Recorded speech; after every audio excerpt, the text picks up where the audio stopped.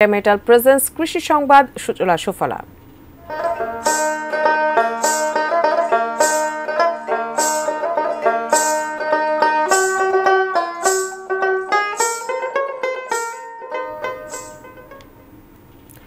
উত্তরের জনপদ নীলফামারীতে ভালো ফলন হয়েছে আনারসের। আকারে কিছুটা ছোট হলেও স্বাদে সুনাম কুড়িয়েছে সমতলের সেই আনারস।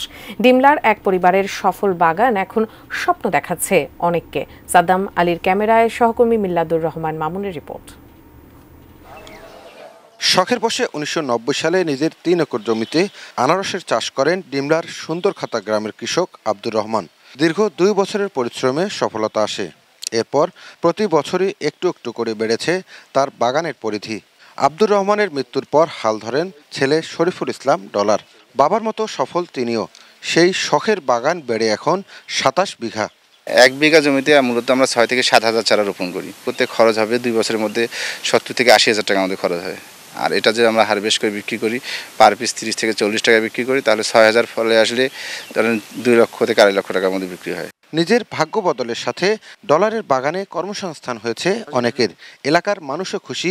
ভিটামিন ও পুষ্টি সমৃদ্ধ রসালো ফলটি মিলছে হাত বাড়ালেই। অনেকে আগ্রহী হয়ে উঠছেন আনারস চাষে।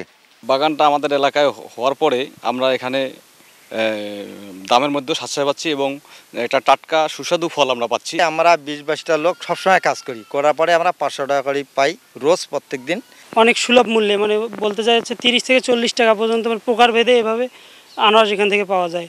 রোগবালাই তেমন না থাকায় মধুপুরি বা স্থানীয় জাতের আনারস চাষ বেশ লাভজনক। আরও চাষ সম্প্রসারণে পরামর্শ দিচ্ছে কৃষি দপ্তর।